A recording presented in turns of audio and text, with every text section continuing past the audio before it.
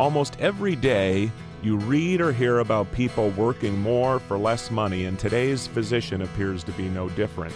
So how can today's doctors maximize revenue in an environment where health insurers want to put on the squeeze in the face of rising medical costs? Welcome to Inside Healthcare on ReachMD XM 157, the channel for medical professionals. I'm Bruce Japsen, the healthcare reporter for the Chicago Tribune, and with me today is Tim Dugan. He's the co-founder of Water Street Healthcare Partners, one of the largest private equity firms focused solely on the healthcare industry. Established in 2005, Water Street Healthcare Partners has become known for its healthcare expertise, investing in several different businesses through acquisitions and strategic partnerships with some of the biggest medical product companies in the business, like Medtronic, Inc. and Stryker Corporation. Prior to founding Water Street, Mr. Dugan was a founding partner at One Equity Partners, which our listeners may be more familiar with as the $5.5 billion private equity arm of J.P. Morgan Chase.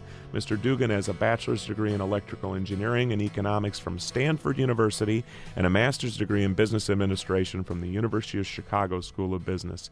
Tim Dugan, welcome to ReachMD. Thank you for having me, Bruce. Well, this is very fascinating that, you are day-to-day very active in private equity, which, of course, is a huge trend in all businesses and particularly in healthcare. And so tell us about physicians and how can they improve their revenue streams in what seems to be a challenging environment and is ever so with every passing day? Well, first, I think you're right. I would agree that doctors' compensation is increasing at a very low rate.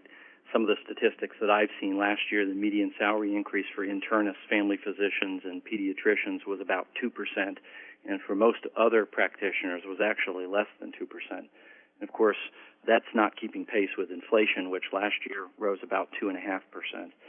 The two biggest culprits, I think, impacting doctors' compensation are continued cutbacks in third-party reimbursement and increasing overhead costs. And if we look at the cutback piece of that, the government and payers continue to cut back doctors' compensation, and there's another big punch likely coming later this year when the government is set to cut back Medicare reimbursement to doctors by about 10% mid-year. And at the same time, on the administrative side, doctors are being pushed with higher costs to run their medical practices. Increased paperwork and administrative requirements, compliance requirements, rising malpractice insurance costs are all combining to cause the cost of running a practice today to go up about 20%.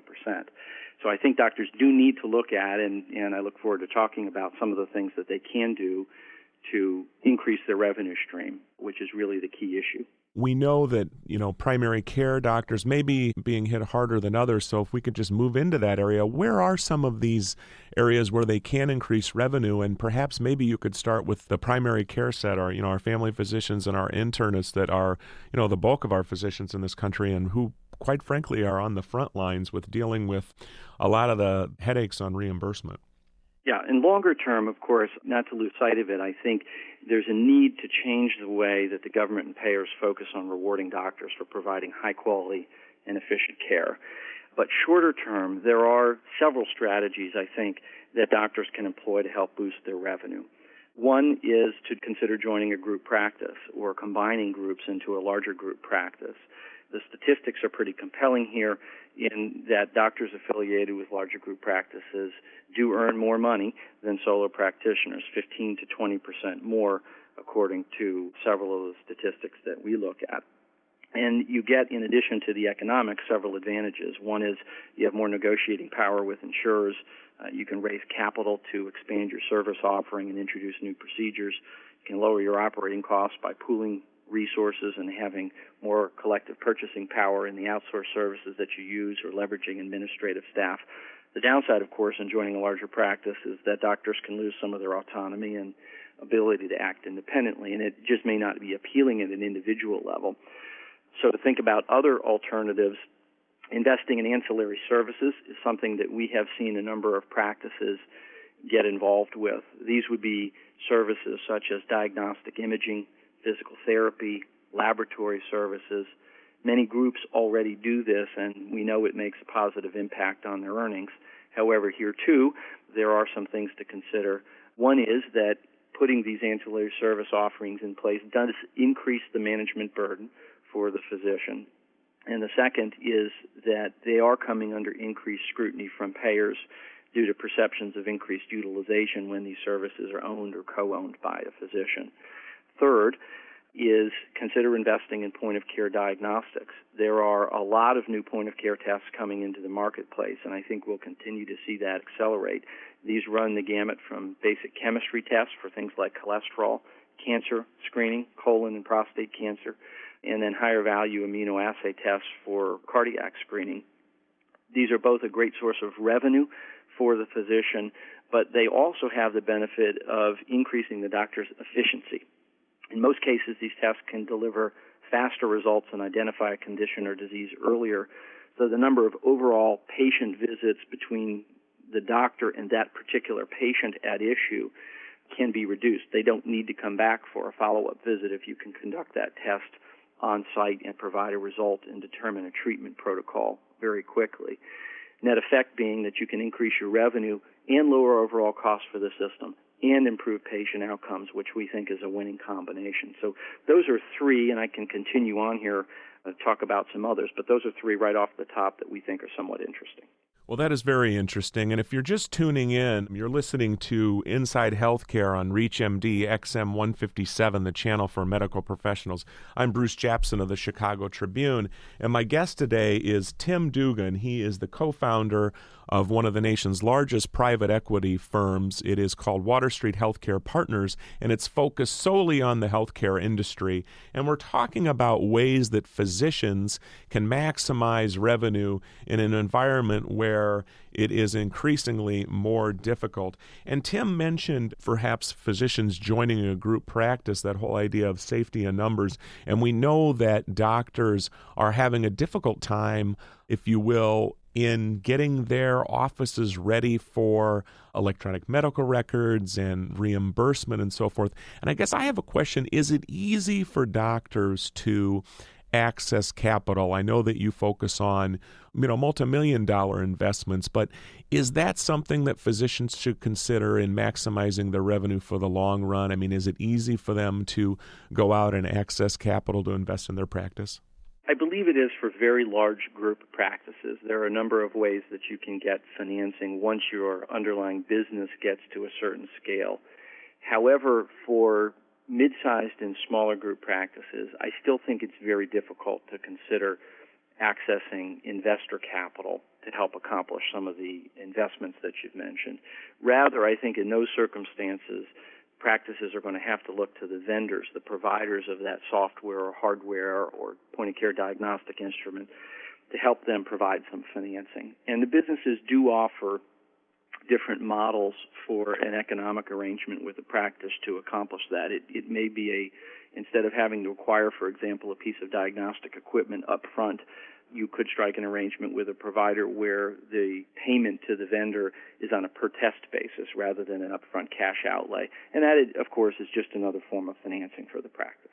Could there be other areas, too? I mean, if a physician is just joining a practice and they, right out of the box, they have all sorts of issues and they're getting squeezed by this payer or that payer, or they have a lot of overhead. Are there other areas where you would advise them to start when it comes to increasing their revenue? Sure, and related to the topic we just touched on in the technology area, for example, you mentioned difficulties in finding the capital to invest in some of the software technologies, the health record matters in other areas. E-prescribing is another interesting area where not only are you investing in, typically this is packaged with some of the other software products that administratively practitioners are going to need to put in place, but if you can put together an e-prescribing program, the Senate has proposed a bill that would pay doctors a 1% bonus each time they prescribe electronically. And if it passes and gets implemented, it's not only a great source of additional revenue for the doctors, but it helps to pay for the cost of some of that underlying, software and hardware technology that needs to get put in place because, again, it is packaged together with that kind of system. Another area would be in dispensing pharmaceuticals. We talk about e-prescribing. Now you can actually not only do the prescription, but you can dispense pharmaceuticals, particularly in areas where antibiotics or pain medication that's going to have a limited life to it as opposed to a chronic medication, more of an acute prescription. those sorts of things can be prescribed by a primary care practitioner where they have the opportunity to collect a dispensing fee. In other specialty areas, for example, in urology, an infusion drug, Lupron, to help treat prostate cancer, many urologists can administer that from their offices. That, too, is another revenue-generating opportunity for physicians.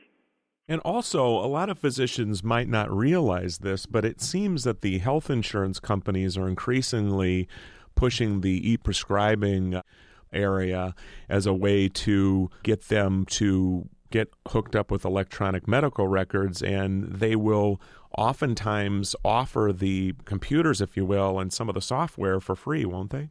They will, and again, from their standpoint, it's all about taking paperwork out of the system, increasing efficiency in the system, and eliminating errors in the system. And from a payer standpoint, if you can put a program in place like an e-prescribing solution, couple it together perhaps with an electronic medical record, the payers will help, the vendors will help. There are a lot of places where practitioners can look for dollars to help put these systems in place. Do the doctors have to inquire about this, or are the salespeople for the health plans and the provider network people, are they upfront about this, or is it something that the physicians and the medical providers have to ask about? I think it's wise to ask. I think whether you're talking to a vendor, an equipment vendor, pharmaceutical companies or pharmaceutical distribution companies or payers, I think that the salespeople for these organizations, they're all interested in spending time with physicians, and physicians are inundated with salespeople. And rather than just take a couple of minutes to have them run through their agenda, whether it's to cover a new pharmaceutical product that they have or to talk with you about their hardware or software solution, physicians should take that opportunity to turn the tables and ask them some of these questions and ask them about programs and initiatives that their companies might have in place to help individual practitioners or group practices move further down the field in terms of putting some of these technologies and capabilities in place. Well, I would like to thank Tim Dugan, who has been our guest on Inside Healthcare on ReachMD XM157, the channel for medical professionals. Tim is the co-founder of Water Street Healthcare Partners, which is one of the nation's largest private equity firms focused solely on the healthcare industry. And we've been talking about how physicians can maximize revenue in a very challenging environment in the insurance companies that they're dealing with. I'm Bruce Japsen of the Chicago Tribune. We welcome your comments and questions through our website at reachmd.com, which now features our entire medical show library in on-demand podcasts. And I would like to thank you today for listening.